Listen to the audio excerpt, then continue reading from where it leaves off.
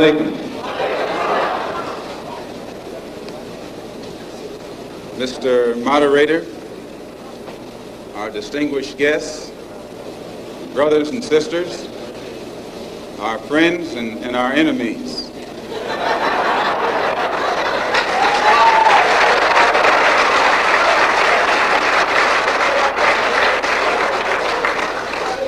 Everybody is here. As many of you know, last March, when it was announced that I was no longer in the Black Muslim movement, it was pointed out that it was my intention to work among the 22 million non-Muslim Afro-Americans and to try and form some type of organization or create a situation where the young people, our young people, the students and others, could study the problems of our people for a period of time and then come up with a new analysis and give us some new ideas and some new suggestions as to how to approach a problem that too many other people had been playing around with for too long. And that we would have some kind of meeting and determine at a later date whether to form a black nationalist party or a black nationalist army.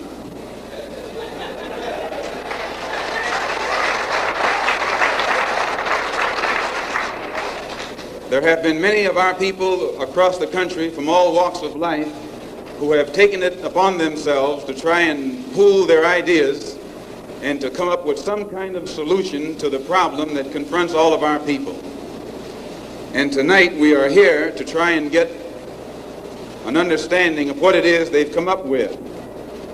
Also, recently, when I was blessed to make a trip or a pilgrimage, a religious pilgrimage to the holy city of Mecca, where I met many people from all over the world, plus spent many weeks in Africa, trying to broaden my own scope and get more of an open mind to look at the problem as it actually is.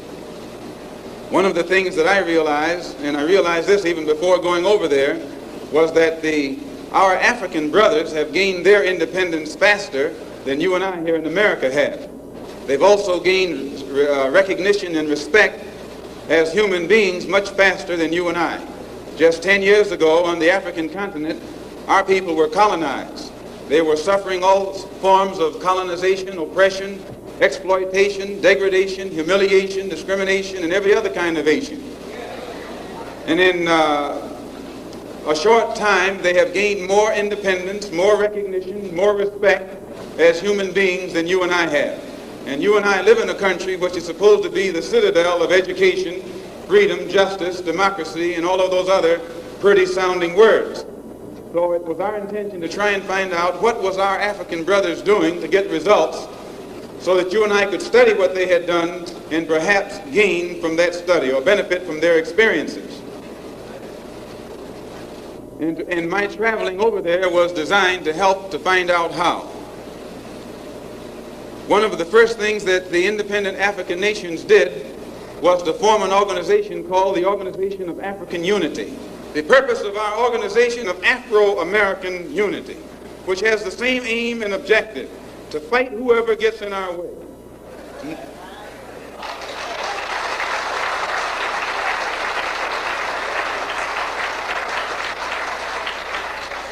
To bring about the complete independence of people of African descent here in the Western Hemisphere, and first here in the United States, and bring about the freedom of these people by any means necessary.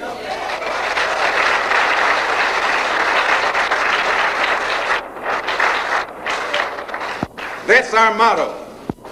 The purpose of our organization is to start right here in Harlem, which has the largest concentration of people of African descent that exists anywhere on this earth. There are more Africans here in Harlem than exist in any city on the African continent, because that's what you and I are, Africans.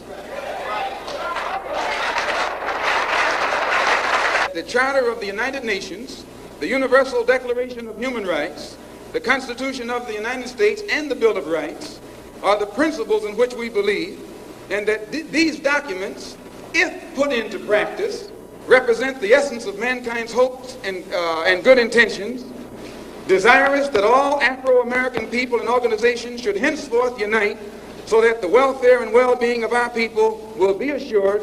We are resolved to reinforce the common bond of purpose between our people by submerging all of our differences and establishing non-sectarian constructive programs for human rights. We hereby present this charter. Number one, the establishment. The Organization of Afro-American Unity shall include all people of African descent in the Western Hemisphere. In essence, what it is saying, instead of you and me running around here seeking allies in our struggle for freedom, in the Irish neighborhood or the Jewish neighborhood or the Italian neighborhood, we need to seek some allies among people who look something like we do. And once we get their allies, it's time out for you and me to stop running away from the wolf right into the arms of the fox, looking for some kind of help. That's a drag. Number two, self-defense.